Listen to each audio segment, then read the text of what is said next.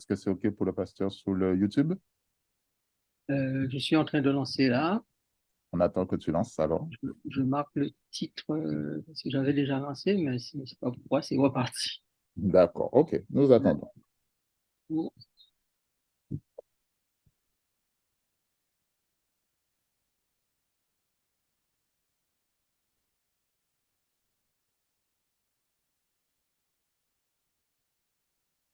ça y est, c'est parti.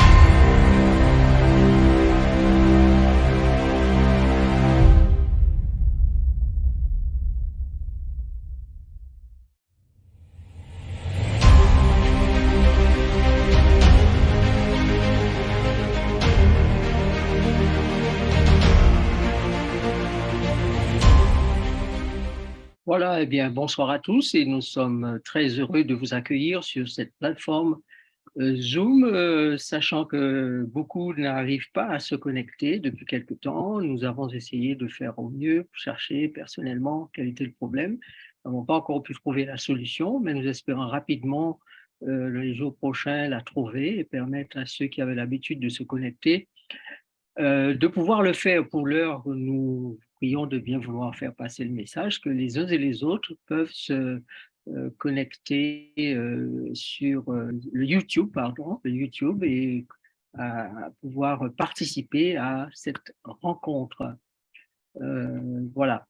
Une étude particulière, puisqu'il s'agit des 666, il s'agit de pouvoir comprendre un message ou des messages que Dieu a enfermés dans ces nombres et nous allons essayer de les découvrir euh, le plus tranquillement possible, dirais-je, c'est-à-dire que nous allons prendre le temps de le faire.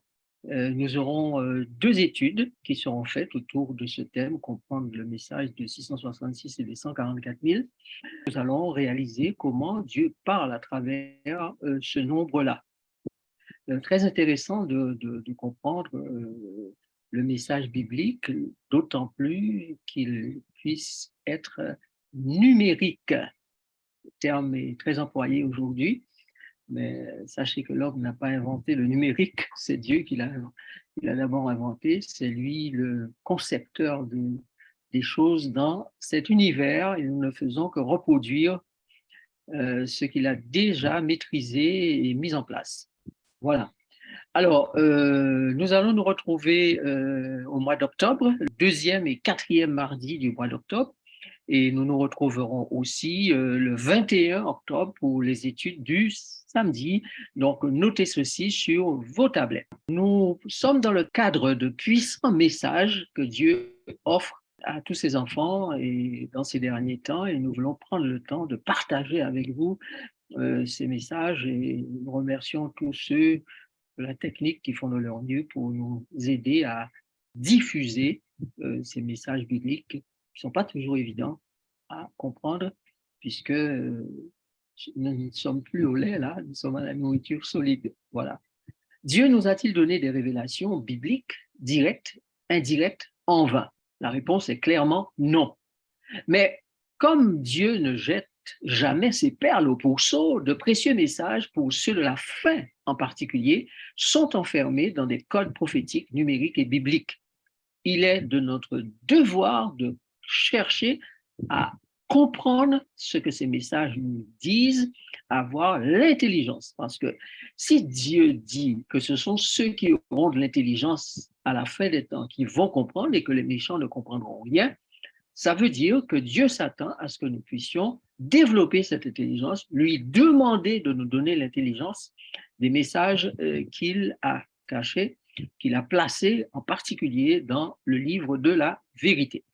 Parce que ce qui a été écrit ainsi, il a été pour nous qui sommes parvenus à la fin des temps, comme le dit l'apôtre Paul dans 1 Corinthiens 10, verset 11, cela implique que les choses dites et écrites par le passé sont en cohérence avec les événements du passé, du présent et du futur, et particulièrement le futur de la fin des temps et du temps de la fin en particulier. Alors, pourquoi si peu de gens, je me pose la question, et peut-être vous aussi, pourquoi si peu de gens étudient-ils la Bible sérieusement, de façon très assidue? Quand vous découvrez ces choses cachées et que vous en parlez, vous pouvez être très mal vu parce que cela ne cadre pas avec le déjà entendu, cela ne cadre pas toujours avec les convictions personnelles, cela ne cadre pas toujours avec les choses traditionnellement enseignées, puisque ces choses-là sont nécessaires et attachées aux temps actuels, aux derniers instants de la fin, qui est une fin qui va venir soudainement, hein, il faut le savoir. Mais le temps qui entoure cette soudaine apparition de Jésus-Christ, pour ceux qui ne l'attendent pas en particulier, pour les méchants, eh bien, ce temps-là doit être maîtrisé par nous. Les connaissances qui nous ont été données à travers les prophètes, à travers les écrits bibliques, pour comprendre ce qui se passe et informer les autres, d'une part, et nous-mêmes être prêts pour ce qui va arriver, eh bien, nous devons les acquérir. Donc, je voudrais pour cette étude vous faire suivre un chemin peut-être très inhabituel pour nous chrétiens aujourd'hui et je vous demanderai d'être étonnés, peut-être mais pas vexés ni offensés de ce que vous allez entendre. Surtout, ne vous braquez pas si ça ne rentre pas du tout dans vos schémas théologiques, puisque la Bible nous dit « examinez toutes choses et retenez ce qui est bon ». Personnellement, j'accepte d'avoir tort, peut-être de m'être trompé, probablement, peut-être, dans mon approche et l'enseignement, mais je compte sur votre perspicacité pour ne pas me laisser m'égarer et tâtonner indéfiniment. Ça veut dire que je voudrais, avec vous, examiner les choses, avec vous, avoir des questions, avec vous, pouvoir échanger de façon à ce que nous puissions ensemble comprendre ce que Dieu a à nous dire à ce sujet. En conséquence, je vous prie de bien vouloir rester avec nous, d'écouter jusqu'au bout afin de vous faire une opinion sérieuse, profonde, dégager une certitude profonde. Donc, si je dis quelque chose que vous ne comprenez pas, alors posez une question dans le chat ou sur YouTube, nous allons pouvoir les récupérer, ou lever la main lors du moment des questions que nous aurons à la fin de cette étude. La question, quelle est la seule invitation et recommandation divine d'Apocalypse 13? Alors, c'est là que nous commençons notre lecture des textes bibliques et voici le premier texte biblique que nous lisons dans Apocalypse chapitre 13, verset 18. C'est ici la sagesse, que celui qui a de l'intelligence calcule le nombre de la bête, car c'est un nombre d'hommes et son nombre est 666. L'Apocalypse 13, verset 18 nous fait une recommandation de sage, du sage, et il est dit que nous devons calculer. C'est ici la sagesse, que celui qui a de l'intelligence calcule. Donc Dieu nous a demandé à cette fin des temps d'avoir la sagesse de calculer le nombre de la bête. Car c'est un nombre d'hommes et son nombre est 666, que l'on lit 666. Puisque Dieu nous demande d'avoir de l'intelligence et que lui-même a promis de donner l'intelligence, donc la sagesse, dans sa parole, on va le lire notamment dans le premier chapitre de Jacques, eh bien, tout est à la disposition, toutes les informations, les choses révélées sont à nous et à nos enfants. Donc Dieu nous a donné la possibilité de réfléchir sagement et intelligemment à ces messages-là ou à ces codes, à ces nombres qui sont dans la parole et qui révèlent un message que Dieu a pour nous.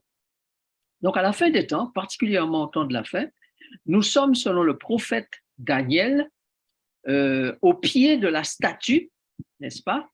La statue de Daniel 2, vous vous souvenez que nous en avons fait l'étude dans nos études du samedi après-midi du livre de Daniel. Nous avons aussi étudié les bêtes de Daniel 7 et 8. Nous avons étudié les actes des rois du nord et du sud de Daniel 11. Eh bien, ces chapitres-là sont des clés pour comprendre l'histoire de l'humanité dans ces grandes lignes et parfois même dans certains détails, ainsi que les messages d'Apocalypse chapitre 13 et chapitre 18. Vous et moi, lorsque nous étudions sérieusement et intelligemment et comme il le faut sérieusement ce chapitre 2, nous comprenons que la statue de Daniel a des particularités que nous devons considérer.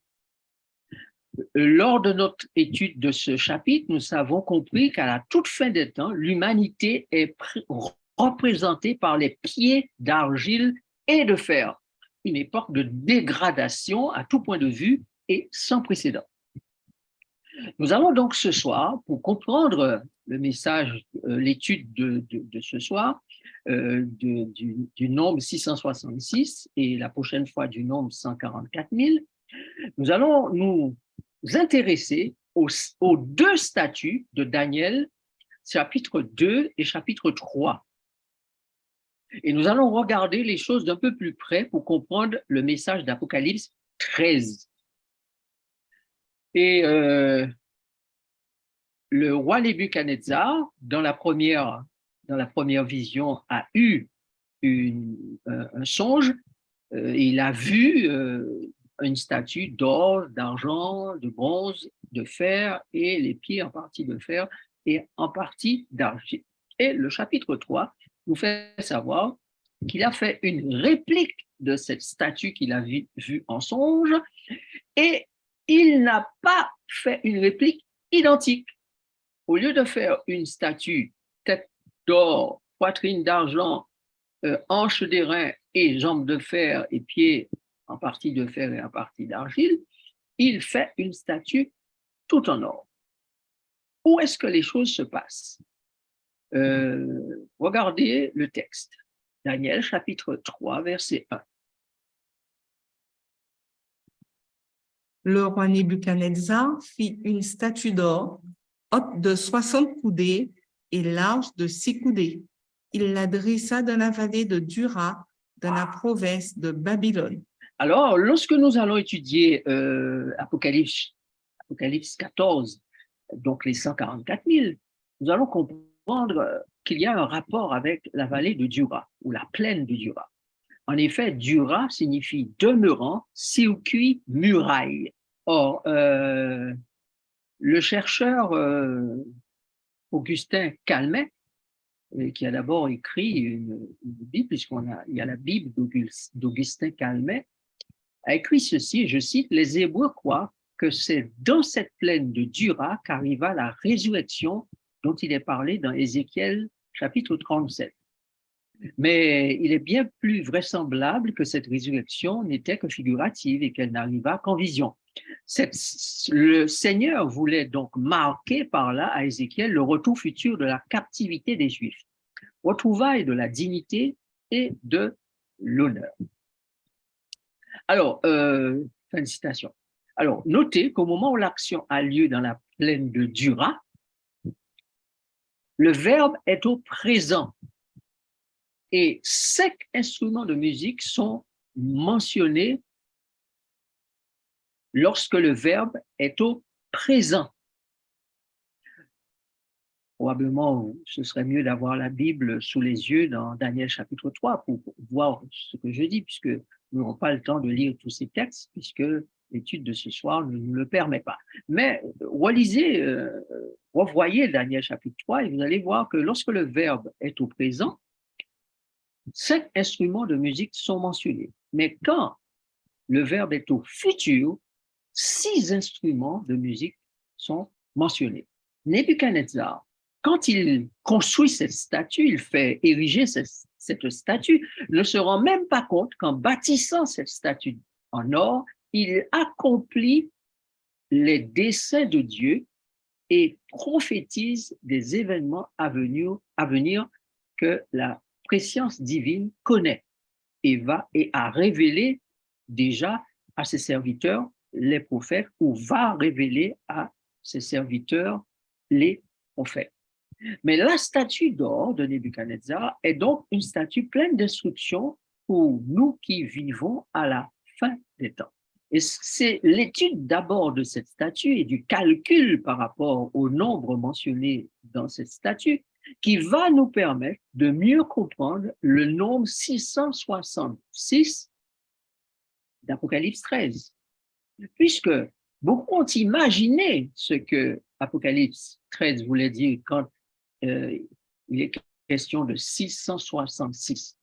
Mais nous avons bien montré que la première manière la plus importante à utiliser pour comprendre ce que la Bible dit, c'est la Bible elle-même. Or, nous constatons, nous lisons dans le premier texte que nous avons lu, regardez bien Apocalypse chapitre 13, verset 18.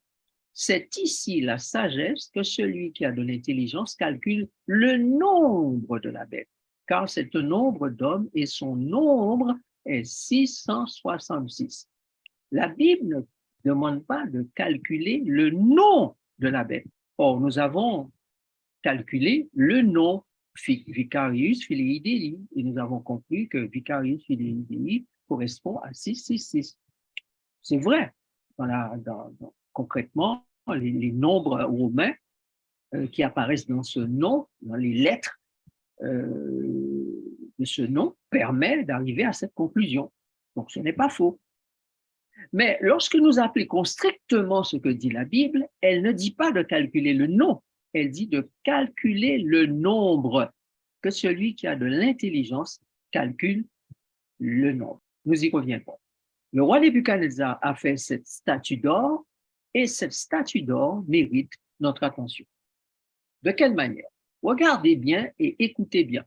Vous notez que la Bible dit que la statue avait 60 coudées de hauteur, 6 coudées de largeur et 6 éléments de valeur, 2 en lien avec les pieds, le fer et l'or. Donc vous avez premier élément de valeur, l'or, ensuite deuxième, l'argent, troisième, les reins et quatrième, le fer. Et les pieds, lorsqu'on arrive à la partie pied, puisqu'il s'agit d'un transfert de politique, d'un transfert politique d'empire, puisqu'on aura un premier, un deuxième, un troisième, un quatrième empire, et puis il y aura un conglomérat, 5e empire, on pourrait dire, entre guillemets, Mais la cinquième partie, c'est deux valeurs, argile et fer. Donc, vous avez 60 coudées, premier 6, 66 dans la Bible, bibliquement parlant, lorsqu'il faut faire de la symbolique des nombres, le 0 n'est jamais utilisé dans la Bible. Donc, vous avez là 3 6. Un 6 qui correspond à la hauteur, un 6 qui correspond à la largeur et un 6 parce qu'il y a 6 éléments. De plus, si la statue représente l'histoire de l'humanité, prophétiquement parlant, symboliquement parlant, on peut retenir un autre 6, un quatrième 6, puisque l'humanité va durer 6 ans. Et le 7e, ce sera le temps du repos. Donc, on aura dans la Bible, notamment dans Daniel chapitre 4, ce qui est clair, c'est que Nebuchadnezzar, lorsqu'il est envoyé dans les champs, il devait brouter pendant un certain temps. L'arbre coupé devait être coupé et rester en terre, attaché de fer, n'est-ce pas, pendant un certain temps. Savez-vous combien de temps? 7 ans. 7 ans. Donc, nous devons faire un lien entre la statue, les animaux, l'arbre, et toutes ces prophéties, toutes ces images, tous ces scénarios que Daniel nous donne, qui ont des liens très étroits ou un fil conducteur intéressant. Le 6 des 60 coudées de hauteur, disais-je, le 6 des 6 coudées de hauteur, de 6 coudées de largeur, pardon, et le 6 des valeurs de la statue sont les 3 6 qui devraient correspondre à ceux d'Apocalypse chapitre 13 et qui vont prendre alors une double, triple valeur pour un message percutant qui fait et fera trembler le diable et trembler le monde. Donc, lorsque nous découvrirons ce qui est vraiment derrière ces 6, 6, 6, avec une force du 6 jusqu'à avoir un quatrième 6, eh bien, nous allons probablement être étonnés. Mais nous allons rester sur la base des 3 6, puisque le quatrième 6 équivaut au troisième. D'accord? Et dans la même, il s'agit du temps. On se pose des questions. Nous les posons ensemble, n'est-ce pas? La création ne s'est-elle pas déroulée en 6 jours? Adam et Ève n'ont-ils pas été créés, donc l'humanité, le 6e jour? Et puis, Dieu ne nous a-t-il pas fait savoir que cette humanité va dégénérer pendant 6000 ans? Voilà encore 3 6. Dans la première triade, le 6 de la statue en or de Daniel, chapitre 3, le 6, le premier, me semble, ou l'ensemble des 6, dans un premier temps, me semble mettre en évidence ou symboliser des valeurs purement terrestres et humaines, puisque là, il est question d'or, il est question de richesse, il est question de domination de Nebuchadnezzar sur le peuple, imposer l'adoration de la statue au peuple. Donc, c'est plutôt un symbolisme de richesse et de domination. Dans la deuxième triade 666, qui est celle de la création que vous avez sous les yeux, le 6 semble symboliser d'abord des valeurs et des actes divins qui sont placés lors de la création, lors de la naissance de l'humanité, lors de l'exercice de la préscience et du pouvoir divin. Cette dernière triade est donc un message adressé à l'humanité et à celui qui voudrait dominer sur elle, faire d'elle sa propriété, son bien. En effet, les 6 millénaires vont se terminer à un moment. Le royaume des cieux qui ne sera jamais détruit va devoir s'installer à la fin de ces 6000 ans. Et le Dieu des cieux va à nouveau revendiquer cette planète comme étant sa propriété. D'ailleurs, et finalement, vous avez constaté en lisant le texte de Daniel 3 que Nebuchadnezzar, voyant ce qui se passe dans la fournaise, reconnaît lui-même que Dieu seul possède le pouvoir et qu'il le donne à qui il veut. Et il va rendre hommage à Dieu. Ce Dieu-là ne fait rien au hasard, car il nous a laissé dans sa parole la possibilité de découvrir ce qu'il veut dire par 6, 6, 6. Déjà, nous avons compris que ce n'est pas un hasard que la statue ait ces 3 dimensions symboliques avec le chiffre 6. 60 coudées, 6, largeur 6 coudées et 6 éléments de valeur. Dans ce cas, si nous devons encore chercher dans la Bible pour trouver le sens des 666, allons à la Bible. Et j'y suis allé. Et j'ai tapé dans mon moteur de recherche 666. 2 textes dans la Bible, dans l'Ancien Testament, parlent de 666. 2 textes. Regardez. Premier texte. Les fils d'Adonikam, 666. Merci. Texte suivant. Le poids de l'or qui arrivait à Salomon chaque année était de 666 talents d'or. OK. Donc, on a 666 fils d'Adonikam et on a 666 talents d'or qui arrivent à Salomon qui s'enrichit. Donc, quand on considère les fils d'Adonikam, le nom Adonikam signifie mon Seigneur s'est levé, le Seigneur assiste. Si l'on doit faire un lien avec 6, 6, 6 ou 666, vous allez noter que Michael se lève pour assister son peuple. Le nom Adonikam signifie « Mon Seigneur s'est levé, mon Seigneur assiste ». À la fin des temps, il est dit que Michael se lève pour assister son peuple, pour prendre la défense de son peuple, de façon à ce que ce peuple-là retourne dans la Canaan céleste. Or, c'est pendant cette même période où Jésus prépare le peuple à retourner en Canaan que le dragon et les 2 bêtes d'Apocalypse 13 veulent imposer leur volonté et leur marque, ou leur marque, la marque de la bête à toutes les nations, à tous les habitants de la terre, selon Daniel chapitre 11 et chapitre 12 et Apocalypse chapitre 13.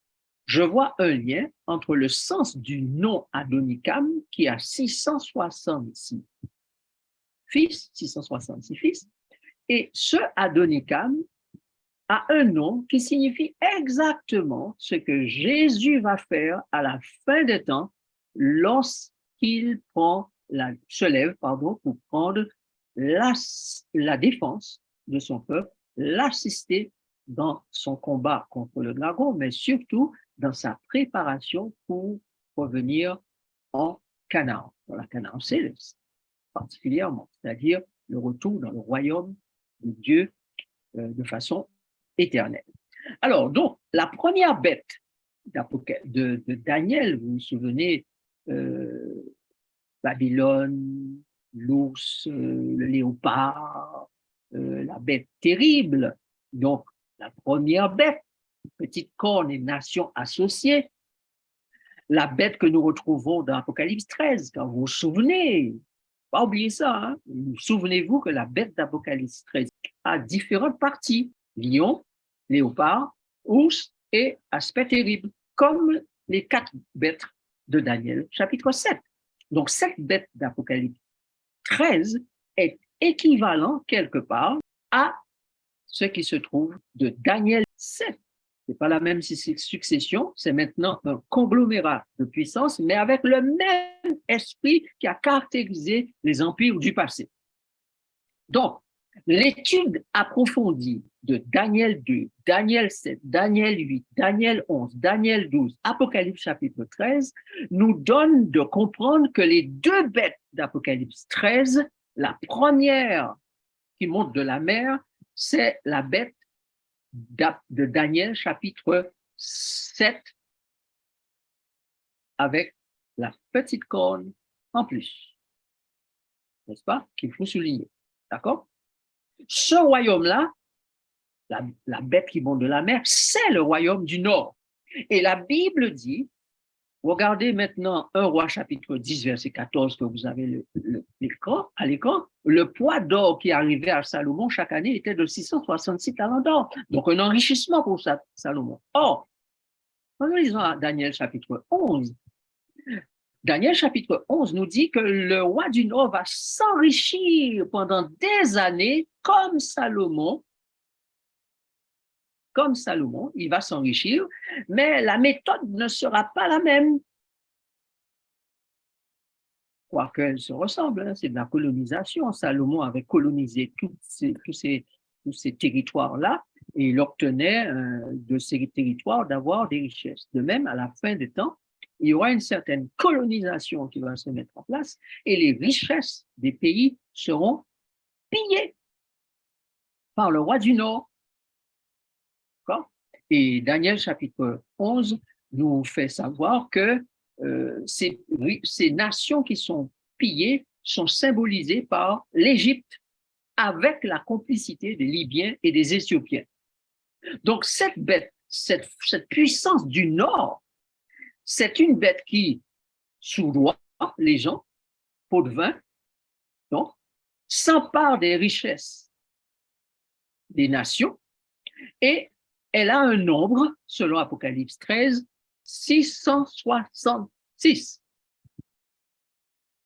666.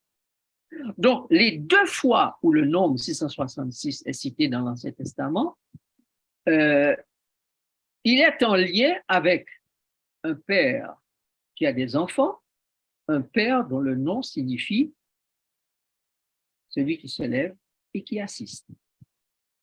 Et il est en lien avec quelqu'un qui s'enrichit.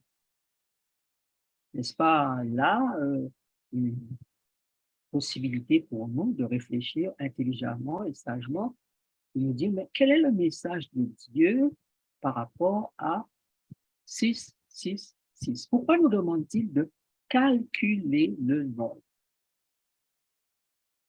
Or, nous savons que Jésus se lève à cette même période où 660, la bête nombrée 666 va agir, Jésus se lève.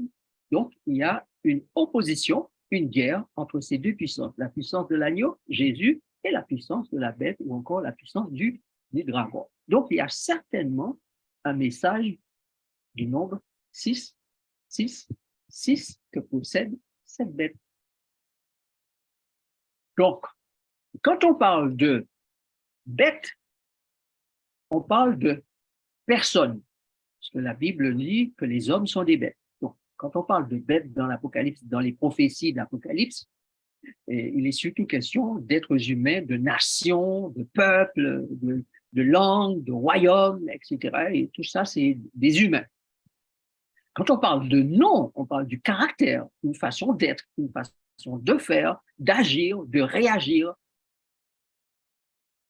Donc, si nous analysons ce que la Bible nous dit, il ne s'agit pas de calculer le nom, le caractère, la façon d'être et de faire, d'agir ou de réagir, cela va de soi.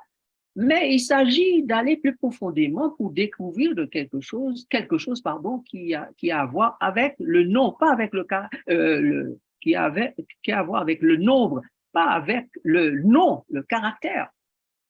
D'accord? Le caractère, il est manifeste, mais il y a quelque chose de caché. C'est ce qui est caché dans le nombre. Et c'est ce que la Bible nous dit qu'il faut calculer. Il faut calculer. Regardez ce que le texte dit dans Daniel chapitre 12, verset 1er. En ce temps-là, se lèvera Michaël, le grand chef, le défenseur des enfants de ton peuple. Et ce sera une époque de détresse telle qu'il n'y en a point eu de semblable depuis que les nations existent jusqu'à cette époque. En ce temps-là, ceux de ton peuple qui seront trouvés inscrits dans le livre seront sauvés. Donc, la Bible nous dit que Michaël va se lever en ce temps-là, c'est-à-dire au temps de la fin. Si vous lisez le chapitre 11, vous allez voir qu'il est répété au temps de la fin. Donc, et le chapitre 12 nous dit qu'en ce temps-là, le temps de la fin, Michaël va se lever, le grand chef, le défenseur de son peuple, et ce sera une époque de détresse, une époque terrible, telle qu'il n'a jamais eu depuis que les nations existent. Donc, ce qui veut dire qu'en ce temps de détresse, l'activité du roi du Nord, de la bête, au nombre 666 sera terrible. Mais l'époque elle-même sera une époque terrible et en ce temps-là, il y aura, heureusement, ceux qui seront trouvés inscrits dans le livre et qui seront sauvés.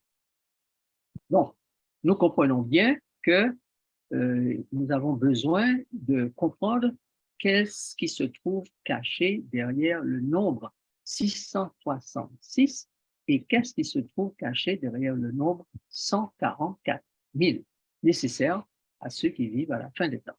Voici comment la Bible parle de l'enrichissement de cette bête, de ce pouvoir nommé la bête et ayant un nombre qui est 666. Daniel chapitre 11, pardon, versets 42 et 43.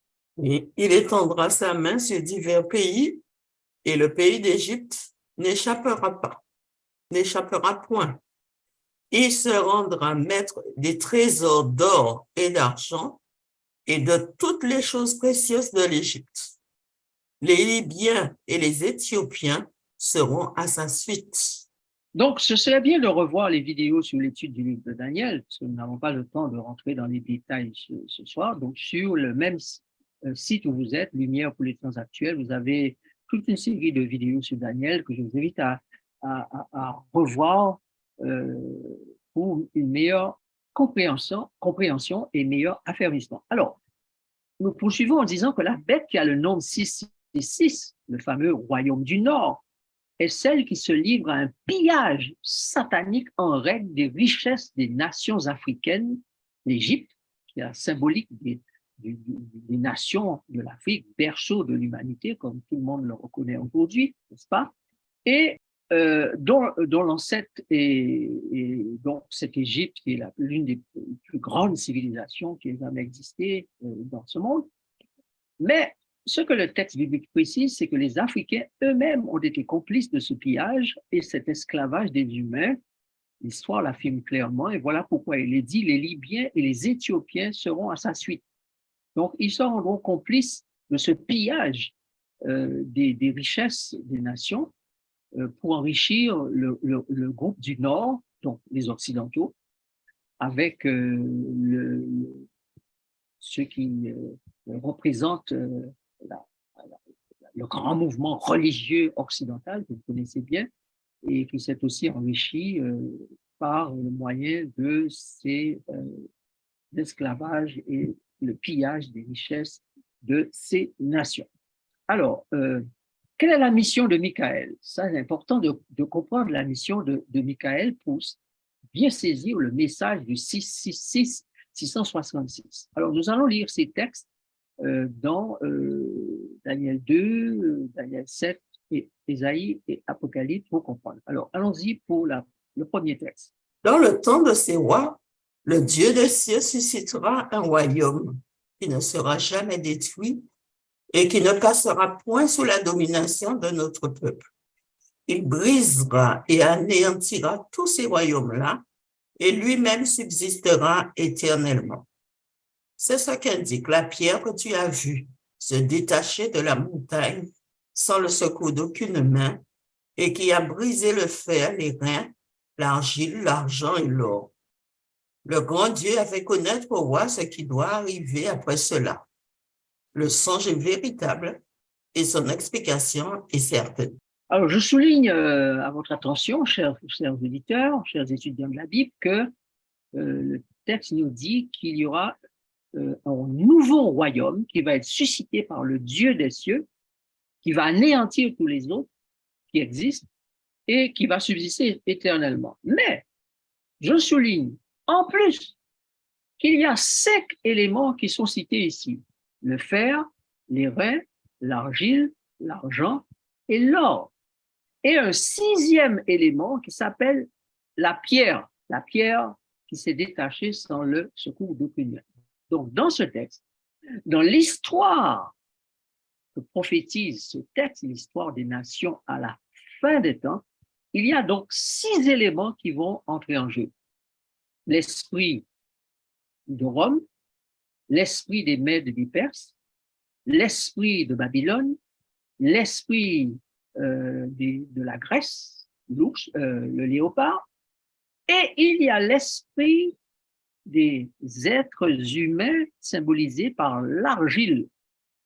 Mais un autre esprit va intervenir, c'est l'esprit de la pierre. Donc, ces 5 esprits plus l'esprit de la pierre nous donnent une activité menée par 6 éléments dans ce texte. On s'arrête là pour l'instant. Le texte suivant. Je regardais pendant mes visions nocturnes, et voici sur les nuées des cieux arriva quelqu'un de semblable à un fils de l'homme. Il s'avança vers l'ancien des jours et on le fit approcher de lui. On lui donna la domination, la gloire et le règne. Et tous les peuples, les nations et les hommes de toute langue le servirent. Sa domination est une domination éternelle qui ne passera point et son règne ne sera jamais détruit. Alors, d'après ce texte, vous m'écoutez attentivement, vous avez bien compris ce qui se passe. D'après ce texte, quel est l'élément qui va prendre le dessus? Alors, nous avons dit qu'il y a 6 éléments. Le fer, l'airain, l'argent, l'or, l'argile et la pierre. Dans ce texte, quel est l'élément qui prend le dessus?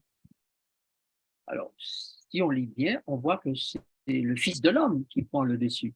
Donc, c'est lui qui va avoir maintenant un royaume éternel. Or, Daniel nous avait dit dans Apocalypse 2 que ce royaume-là détruirait tous les autres royaumes pour exister éternellement. Donc, c'est le 6e élément qui prend le dessus sur les 5 et qui domine éternellement, désormais. Donc, là encore, ressort l'action des 6 éléments. Le fer, l'airain, l'argent, l'argile, l'or et la pierre. Précisons par la parole de Dieu toujours cette pensée du rôle de Michael. Isaïe 65, verset 17, « Car je vais créer de nouveaux cieux et une nouvelle terre. On ne se rappellera plus les choses passées, elles ne reviendront plus à l'esprit. » Donc, c'est Dieu. Je, c'est le Créateur. Je, c'est celui par qui toutes choses ont été créées, Jésus-Christ, qui dit qu'il va créer de nouveaux cieux et une nouvelle terre. Donc, le 6e élément, symbolisé dans Daniel par la pierre, qui remplit la terre, qui devient une montagne, qui remplit la terre, eh bien, ce nouveau royaume qui va s'installer, c'est le royaume de Jésus qui va s'installer. Et il est dit qu'on ne se rappellera plus les choses passées. Elles ne reviendront plus à l'esprit. Donc, ce qui veut dire que ce que vous allez vivre dans le royaume des cieux n'a rien à voir avec ce que vous avez vécu jusque-là, jusqu'ici. Donc, quand on se dit, ouais, on va se revoir, oui, on verra ma maman, je reverrai mon frère, ma soeur, mon cousin, mon oncle, mon bon ami, etc. C'est pas ce que le texte dit. Elle dit qu'on ne se rappellera plus des choses passées, elles ne reviendront plus à l'esprit. Donc, ce que vous allez retrouver ne seront plus ce que vous avez connu. Je sais, ça dérange. Ça dérange parce qu'on a lu, non, particulièrement Hélène White qui dit qu'on va revoir ce que l'on a connu. En fait, oui, on les reverra, mais pas comme on le pense. Parce que nous serons tous comme des anges. Et nous n'aurons plus dans notre cerveau, dans notre disque dur, les éléments du passé. Donc, c'est comme si nous avions toujours vécu là. Dieu va effacer le disque dur complètement, de sorte que nous n'ayons plus à souffrir de la moindre chose qui se serait passée dans notre vie terrestre. Et nous allons exister comme si nous étions nés là, nous avions toujours vécu là, Nous avons grandi ensemble, nous nous connaissons, nous savons qui nous sommes les uns et les autres, tous se connaîtront. Tout le monde saura qui est qui, parce qu'on a toujours vécu là, parce qu'on a toujours été dans ce lieu-là. Maintenant, il y a une chose qui va soulever l'attention, c'est le fait que Jésus aura les mains percées. Et c'est là que l'histoire nous sera racontée. Et c'est là que la science divine va se révéler à nous. Mais pas pour nous faire à nouveau tomber dans la douleur, pas pour nous faire retomber dans les choses macabres du péché, pas pour nous faire encore nous mettre dans la tristesse. Non. Donc, il y aura une autre façon d'aborder l'histoire de la rédemption, l'histoire du péché, pour que ça ne produise rien, une once, pas une once de tristesse ou de regret ou de dépression ou de quoi que ce soit de négatif. Donc, attendons d'être là pour voir comment ça va se passer. Je ne pourrais pas répondre aux questions des détails de comment ça va se passer, mais il est clair que quand on lit ce texte-là, il nous est dit que les choses passées seront complètement oubliées et qu'elles ne reviendront plus jamais à l'esprit. Voilà ce que je peux dire aujourd'hui, mais j'espère bien revoir tous ces amis, ses parents et autres, mais dans un contexte complètement nouveau, où on se reconnaîtra, certes, mais comme ayant toujours vécu là. Voilà, je peux faire ça. Voilà, c'est ainsi que je le comprends, en tout cas. Voilà. Alors, Apocalypse chapitre 21, verset 5, nous le répète. Apocalypse 21, verset 5. Et celui qui était assis sur le trône dit, voici, je fais toutes choses nouvelles. Donc, il n'y aura rien du passé, toutes choses nouvelles. Et il dit, écris, car ces paroles sont certaines et véritables. OK, alors Dieu nous dit pas douter, ne doutez pas de ma parole. Je vais faire que toute chose soit complètement nouvelle. Plus rien du passé. Pas de fonctionnement comme ça encore. Les choses seront mises sur pied de façon différente. La gouvernance sera pareille. L'environnement sera différent. Dieu dit qu'il va tout faire ou refaire, on peut dire, et faire que ce qui est refait soit nouveau et n'a jamais existé dans le passé, en tout cas en ce qui nous concerne, les êtres qu'il avait créés sur cette planète Terre. Donc, le fonctionnement de la planète Terre sera tout nouveau. Apocalypse 11, verset 15. Le septième. Le septième ange sonna de la trompette, et il y eut dans le ciel de fortes voix qui disaient, le royaume du monde est remis à notre Seigneur et à son Christ, et il régnera au siècle des siècles. Voilà. Donc, quel est le rôle de Michael? Michael étant le Christ, le Seigneur. Eh bien, il doit récupérer ce royaume du monde qui est aujourd'hui encore entre les mains du diable, d'accord? Pratiquement parlant, parce que théoriquement, Jésus a déjà reconquis le royaume. Il a acquis tous les droits pour la reconquête du royaume. Mais tandis qu'il est en train de préparer la mise en place du royaume, le royaume satanique dure encore. Mais Michael a pour rôle de récupérer. D'accord? Michael nous fait savoir que tandis qu'il met en place les éléments pour le nouveau royaume, la bête va vouloir monter en puissance, monter en action, monter en domination, croyant que le royaume, il va pouvoir le garder éternellement. Mais la Bible nous fait savoir que c'est autant de ce royaume du monde, donc partagé entre les différentes puissances ou nations, autant de ces nations, Jésus se lève pour préparer la venue de son royaume afin que toute chose soit faite de façon nouvelle. Donc, chers amis, chers auditeurs, nous sommes donc au pied de la statue, la dernière phase de l'histoire de l'humanité. Le 5e et 6e millénaire sont passés. Le diable sait tout cela. Il connaît le temps. Il est tellement au courant du temps qu'il est en colère parce qu'il voit les jours arriver sur lui et il n'est pas encore arrivé à faire ce qu'il souhaiterait pouvoir faire. Donc, le peuple de Dieu est averti des manigances de cette puissance, la bête qui monte de la mer et la bête qui monte de la terre, et particulièrement de la bête qui monte de la mer. Et Dieu dit, mes enfants, ayez de l'intelligence. Vous allez devoir calculer et comprendre la signification du nombre de la bête, car ce que la bête va, avec quoi elle va venir, eh bien, il faut le connaître, il faut le comprendre. Donc, il ne s'agit pas pour vous d'étudier son nom, mais d'étudier son nombre. 6, 6, 6 est son nombre. Alors, ce que nous allons faire pour terminer, c'est calculer le nombre de la bête avec ces chiffres.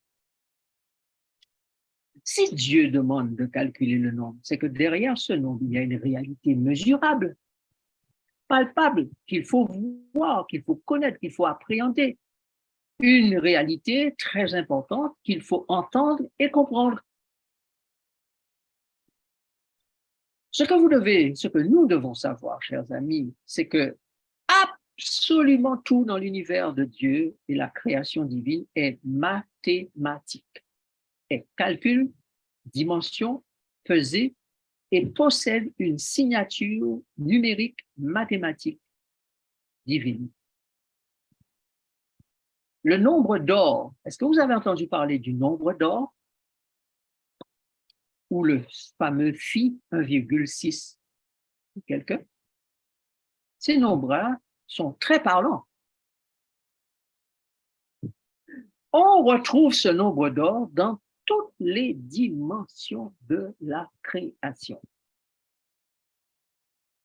Regardez comment Dieu lui-même nous parle de ces mathématiques en tant que créateur. Nous allons lire 4 textes. Premier texte, Ésaïe 40, verset 12. Qui a mesuré les eaux dans le creux de sa main, pris les dimensions des cieux avec la pomme, et ramassé la poussière de la terre dans un tiers de mesure, qui a pesé les montagnes au cocher et les collines à la balance. Vous voyez que quand Dieu crée, il fait de la mathématique, il fait des calculs. Dieu est un puissant, infini mathématicien. N'oubliez jamais ça. Deuxième texte. Qui peut compter la poussière de Jacob et dire le nom du quart d'Israël? Que je meure de la mort des justes et que ma fin soit semblable à la leur. Donc, tout ce que Dieu fait est calculé à l'avance. Il connaît. Daniel 12, verset 7. Et j'entendis l'homme vêtu de lin qui se tenait au-dessus des eaux du fleuve. Il leva vers les cieux sa main droite et sa main gauche, et il jura par celui qui vit éternellement que ce sera dans un temps, des temps, et la moitié d'un temps, et que toutes ces choses finiront quand la force du peuple saint sera entièrement brisée. Donc, Dieu calcule aussi le temps. Après les choses de la création, de la nature, Dieu calcule aussi le temps. Texte suivant. On me donna un roseau semblable à une verge en disant, lève-toi et mesure le temple de Dieu, l'autel et ceux qui y adorent. Donc, même lorsqu'il s'agit de son peuple, Dieu fait des calculs. Lève-toi et mesure. Mesure le temple de Dieu, mesure l'autel. Le peuple, le temple de Dieu, c'est le peuple de Dieu. L'autel, c'est là où étaient offerts les brebis, les agneaux, les sacrifices. Donc, c'est le peuple des sacrifiés qu'on appelle les brebis. D'accord? Et ceux qui adorent, bien, les adorateurs, les serviteurs de Dieu. Donc, Dieu mesure, calcule par rapport à son peuple. Donc, ces 4 textes que nous venons de lire et qui nous révèlent le caractère mathématique divin nous emmènent, puisque nous sommes appelés par Dieu à faire des calculs, à nous poser une question. Mais avec quoi calcule-t-on? On calcule avec moins, plus, diviser, multiplier. Donc, s'il faut calculer, il faut utiliser ces signes mathématiques, moins, plus, division, multiplication, racine carrée, epsilon, phi, etc. Ce sont les éléments mathématiques qu'on utilise pour arriver à des résultats. Donc, avec ces chiffres 6, 6, 6 et 144 000, Dieu nous appelle à faire des calculs. Donc, ça veut dire, j'ai 3 chiffres devant les yeux. Donc, si je dois calculer ces chiffres, je vais faire avec ces chiffres des soustractions, des additions, des divisions, des multiplications, des racines carrées, etc. Moi, je me suis arrêté à racines carrées. J'ai appris énormément de choses. J'ai commencé par utiliser moins, plus, diviser, multiplier, racines carrées. Et là, déjà, on a un tas d'informations. Les symboles mathématiques qui sont utilisés, notamment le pi qu'on utilise, 3,14 ou encore le nombre d'or qui est 1,6 et puis un tas de chiffres après. Lorsque vous arrêtez un moment et vous commencez à faire des calculs avec ces chiffres-là, je vous laisse la possibilité de prendre votre tablette ou votre calculatrice et faites l'exercice. Et lorsque vous allez voir ce que je vais vous montrer tout à l'heure, vous allez comprendre comment c'est intéressant de faire ces exercices-là et à quoi ça mène. Alors, je reprends pour que vous puissiez bien suivre. Alors, c'est là que je vais vous demander toute votre attention dans les minutes qui restent, parce que chaque fois qu'on parle de mathématiques, c'est jamais évident pour certaines personnes. On perd la moitié des autres quand on fait des mathématiques. Or, Dieu nous a dit qu'il faut calculer. Donc, 3, 6, que l'on prononce 666, et dont l'addition et la multiplication au plus petit nombre donnent 9. 9, retenez cela. C'est-à-dire, j'essaie d'être aussi simple que possible. 6 plus 6 plus 6, ça donne au plus petit nombre 9. Donc, 3 fois 6, ça fait 18. 1 plus 8, ça fait 9. Vous allez toujours retrouver un nombre singulier simple. Donc, quand on additionne 6, 6, 6, ça fait 9. Quand on multiplie 6, 6, 6, ça fait toujours 9. Vous multipliez 666 par 3, ou vous additionnez 666, pardon, n'est-ce pas? Je reprends. Vous multipliez 666 par 3, 3 fois 666, ça donne 1998. 666 plus 666 plus 666, ça donne 1998. Or, cette année-là, 1998, est une fameuse année où le roi du Nord et le roi du Sud tentent de s'alliancer. Daniel 11 dit qu'ils ont tenté des alliances, fausses alliances, qu'ils seront unis, dit-il dans Daniel 2 par des alliances, mais en fait, ils ne seront jamais unis. En 1798, le roi du Nord et le roi du Sud ont tenté une alliance. On appelle ça le G8, qui est né avec la Russie. Donc, le G8, roi du Nord, la Russie et tous le conglomérat des nations appelées nations de l'Est ou nations qui considèrent que Dieu n'existe pas, que c'était le régime communiste où Dieu n'existe pas, donc contre Dieu. C'est le roi du Sud et le roi du Nord, c'est celui qui est censé avoir la parole de Dieu, adorer Dieu, mais qui en fait est dominé par le dragon, par le diable. Donc, le roi du Nord et le roi du Sud tentent une alliance. Cette alliance ne va pas durer très longtemps. Elle va vite être démantelée parce que vous avez un premier assaut contre le mur de Berlin en 1989, un deuxième assaut contre l'Union soviétique en 1991, et puis c'est en train de continuer aujourd'hui sous nos yeux avec la guerre d'Ukraine. Et j'imagine que d'ici 2025, cette alliance sera complètement caduque. Lorsque vous additionnez, vous calculez 666 multiplié 3 fois, parce que vous avez 3 6, donc vous multipliez par 3, ça vous donne cette année-là. Mais ça, c'est un calcul aléatoire. Je veux juste constater simplement avec vous que bizarrement, ça donne l'année où il y a eu cette alliance entre le roi du Nord et le roi du Sud. D'accord? Quand vous multipliez 666, 3 fois, donc vous multipliez ces chiffres-là, ça donne 295 408 296, et vous additionnez tous ces chiffres-là, ça vous donne encore 9. 9. Des 1998, vous additionnez, c'est 999. Hein. D'accord?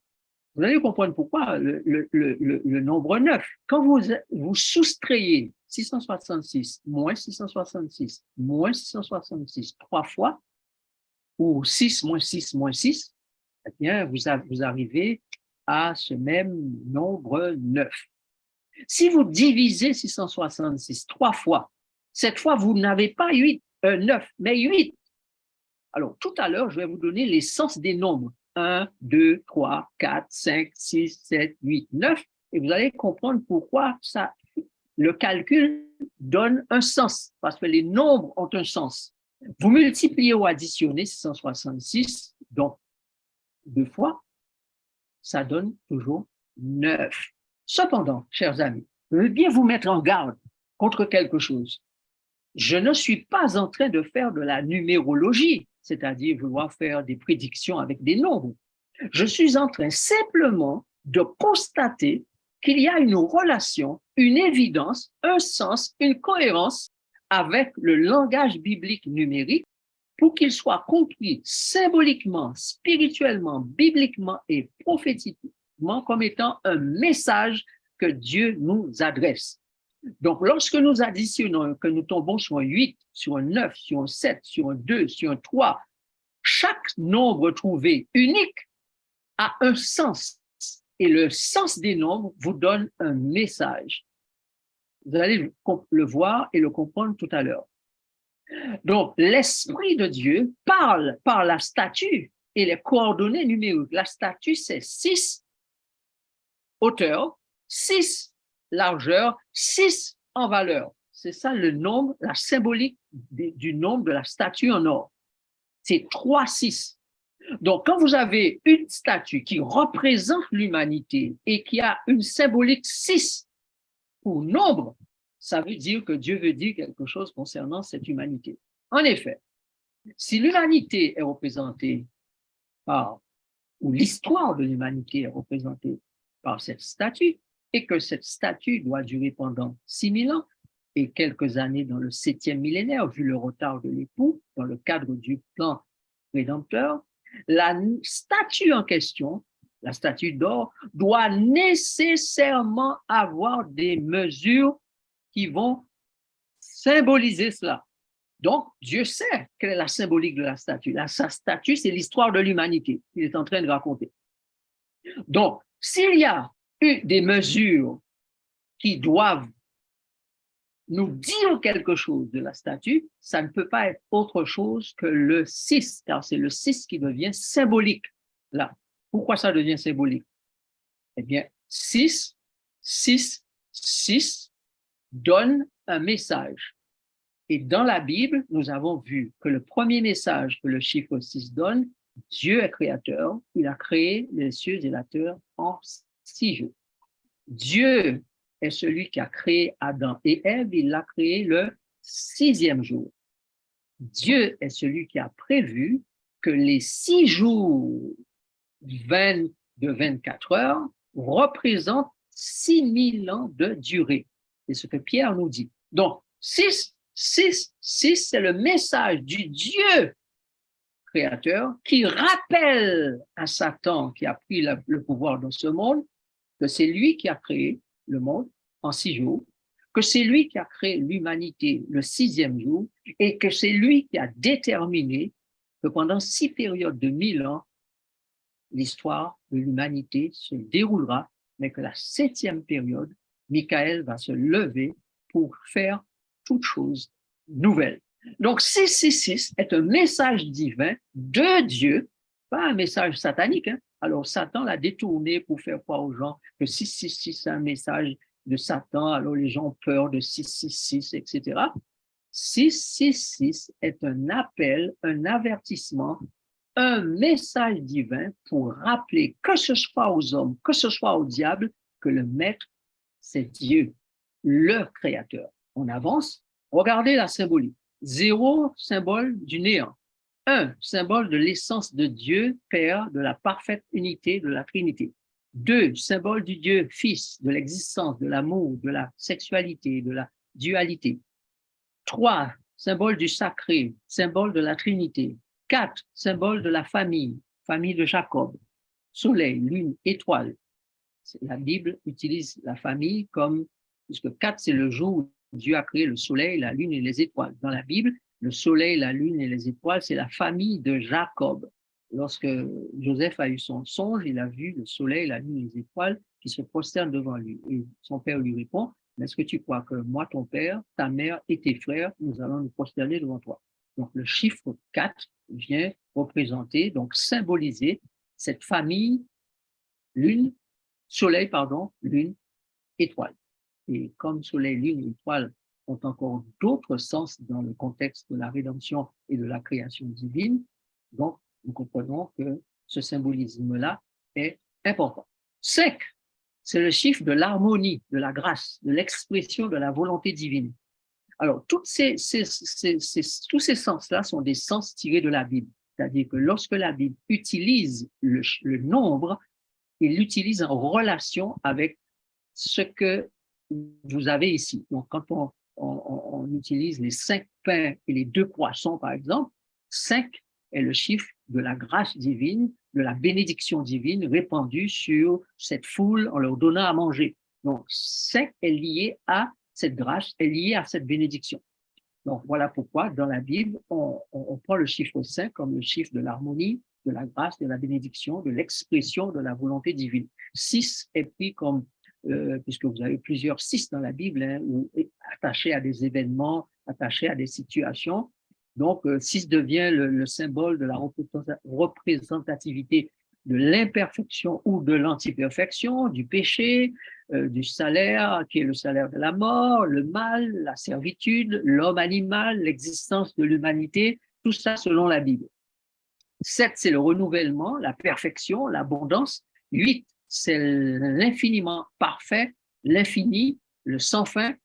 Et 9, la patience, l'harmonie, l'infini durable, la permanence. D'accord? Donc, quand vous allez calculer ces différents chiffres et que ça va vous donner un symbole 1, 2, 3, 4, 5, vous revenez au sens et vous avez un message. D'accord?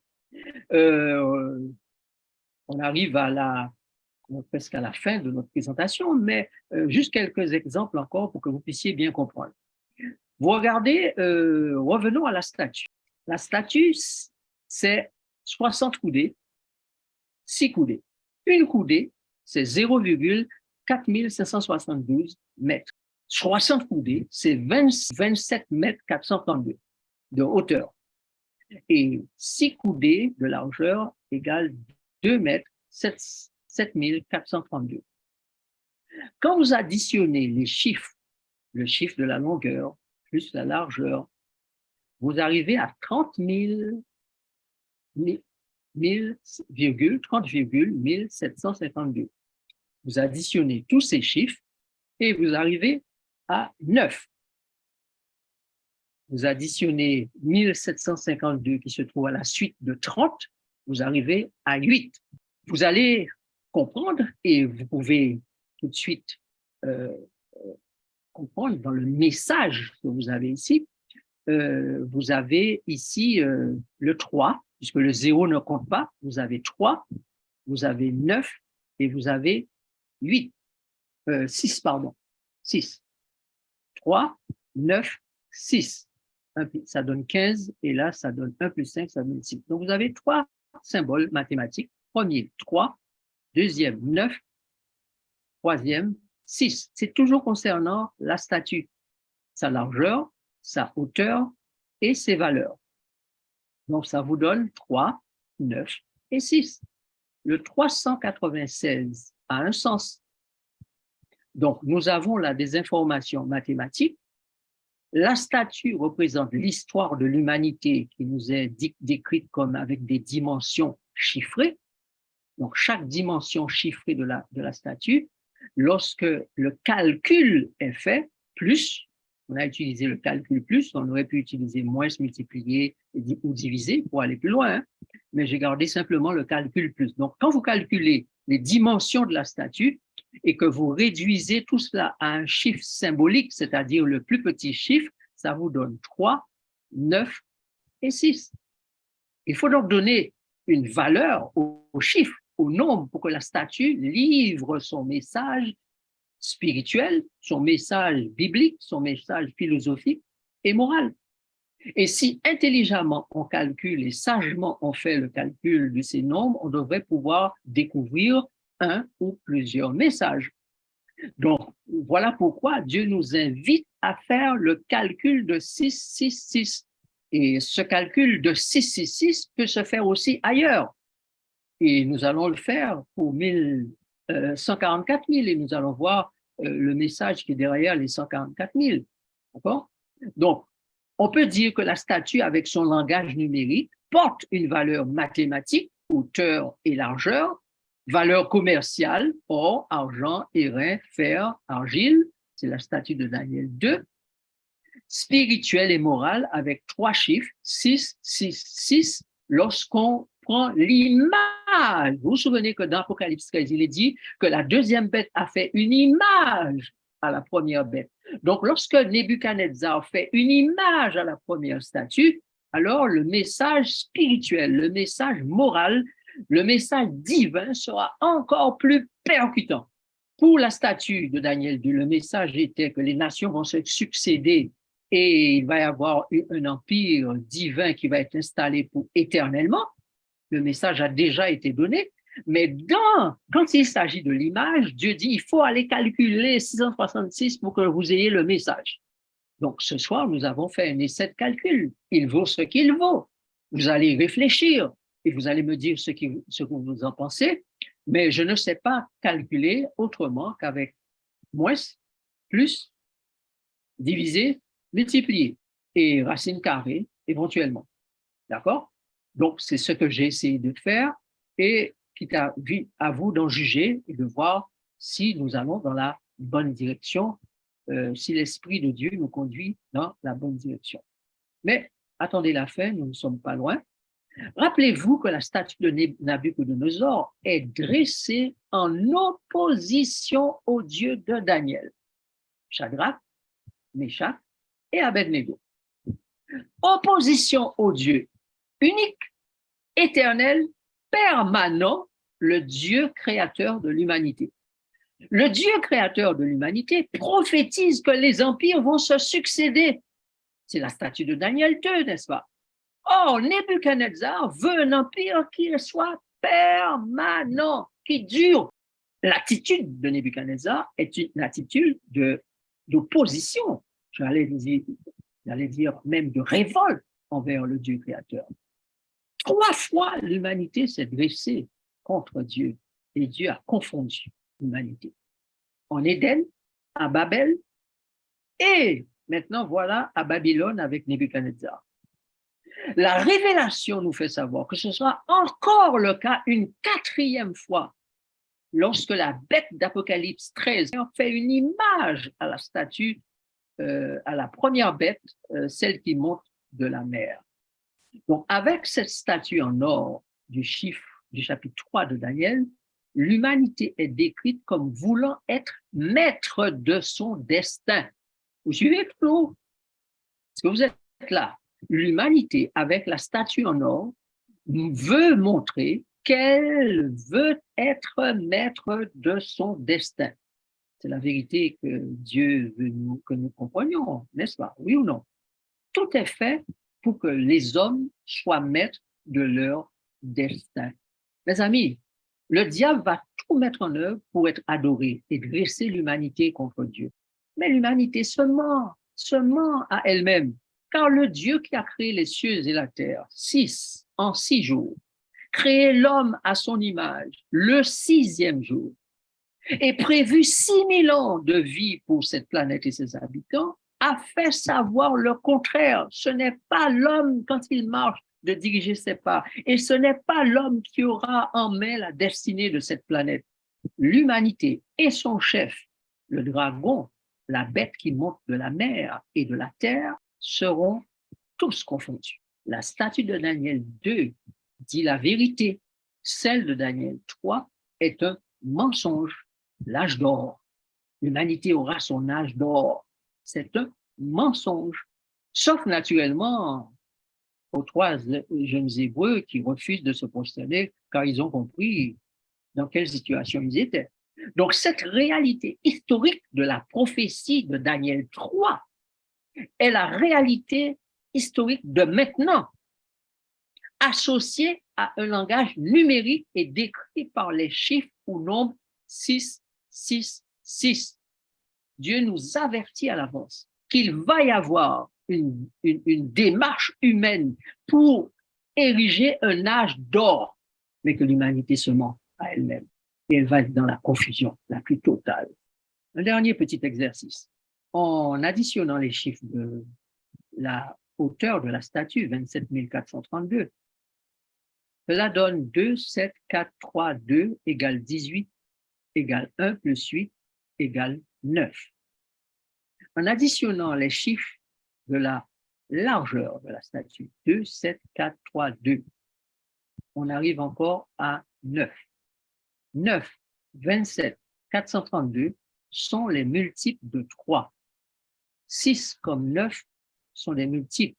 Et 6, quand vous divisez 432 par 3, 3, chiffre de la Trinité, 3 fois le message, 6, 6, 6, vous arrivez à 144. La statue du rêve de Nebuchadnezzar de Daniel 2, comme son image, sont signées du message de la Trinité. Père, Fils et Saint-Esprit, le Dieu éternel, trinitaire, les trois, Père, Fils et l'Esprit, sont permanents. Ce n'est pas la statue d'or qui sera permanente. Ce n'est pas l'humanité qui sera permanente. Chiffre 9, n'est-ce pas? Nous avons dit que c'est le chiffre de la permanence. Mais Dieu nous dit par la statue et par ses dimensions que, en fait, c'est lui qui est le Dieu permanent. Mais Nebuchadnezzar s'y oppose et lui veut la faire tout en or pour qu'elle soit permanente, que son règne soit permanent. Donc, par le message des chiffres, Dieu dit certaines choses à l'humanité et à son chef, le diable. Donc, et il leur dit à l'avance que leur tentative est vouée à l'échec, car le Dieu qui a créé l'humanité a déjà prévu sa destinée par son Fils Jésus-Christ, qui était dans la fournaise avec les 3 soldats de Dieu, Méchach, Shadrach et Abednego. Et je ne veux pas arrêter ce soir sans vous faire une curieuse découverte, vous faire part d'une curieuse découverte. Par hasard, quelque chose qui m'a surpris moi-même. Regardez ceci. Étrange et curieux calcul de chiffres. Je me suis dit, est-ce étrange?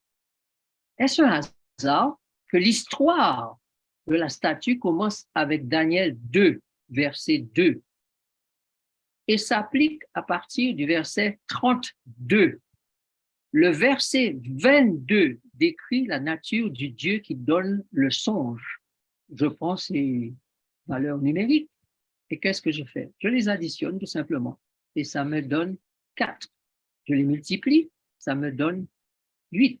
Je les soustrais, ça me donne 54. 5 et 4, ça fait 9. Les chiffres 4, 8 et 9 symboliquement indiquent que malgré l'attitude de la famille de Dieu pour vouloir une domination et un règne permanent, le Dieu qui est le seul permanent de l'univers va étendre sa main et faire disparaître tout cela sans le secours d'aucune main d'homme et va établir une permanence et un infini, un éternel. Le chiffre 9 étant celui de la permanence, de l'infini et de l'éternité. Voilà le message que livre lorsqu'on prend cela, peut-être au hasard, hein, peut-être, mais en tout cas, la réalité des nombres et des chiffres est bientôt là, est là sous nos yeux, pardon.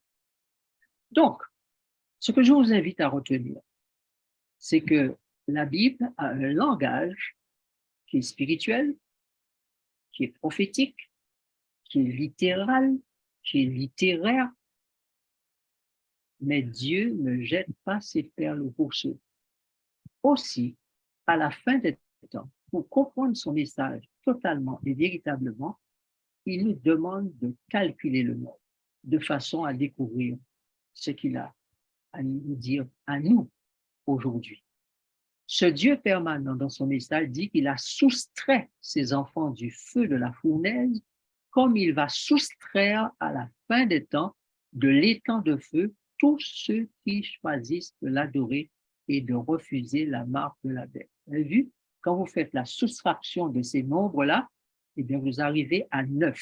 Ça veut dire que le Dieu de la permanence, de même qu'il a soustrait du feu de la fournaise les 3 jeunes Hébreux, à la fin des temps, quand la marque de la bête et le nom de la bête seront imposés, le nombre de la bête ou le nom de la bête seront imposés, ceux qui auront l'intelligence de calculer le nombre sauront que le Dieu de Daniel, de Shadrach et de Meshach est le même. Et comme il a sorti ces jeunes gens de la fournaise, le même Dieu nous sortira aussi de la fournaise que le diable va allumer pour détruire ceux qui veulent adorer Dieu et Dieu lui seul. Est-ce un hasard? Est-ce un hasard que toutes les mesures ou pointures des pieds humains, lorsqu'elles sont additionnées de 22 à 32, donnent 652? C'est un hasard? C'est la famille humaine. Si c'est 5, ça fait 11, 11,13, 13, 1 et 3, ça fait 4. Donc, c'est la symbolique de la famille humaine. D'accord? Bien. C'est la symbolique des esprits, des gouvernants humains, des empires jusqu'à la fin, avec le pouvoir politico-religieux représenté par les 10 cornes, 10 orteils. Donc, les humains qui marchent sur des pieds, qui ont des pointures, croient qu'ils vont dominer le monde et qu'ils ont les moyens de pouvoir dominer sur les autres. Le gouvernement mondial, disent-ils. Mais curieusement, lorsque l'on prend le temps d'ajouter à 652 les mesures des pieds humains, le 4 de la famille humaine et le 10 des corps, les pouvoirs humains, on arrive à 666. 666. Dieu encore rappelle aux humains qu'ils ne sont pas les chefs, qu'ils ne sont pas ceux qui vont dominer éternellement, et que c'est lui le chef. Cela confirme bien l'œuvre du grand Dieu, le Dieu de la grâce, le Dieu de la fin des temps, le Dieu qui a promis de faire tout ce qu'il peut faire, qu'il veut faire et a le pouvoir de faire pour contrer la bête au nombre 666. Chers amis, Dieu se servira alors d'un peuple spécial et de l'agneau de Dieu, Jésus-Christ, pour opérer quelque chose de grandiose, de sage, de magistral, d'infini avec ce nom.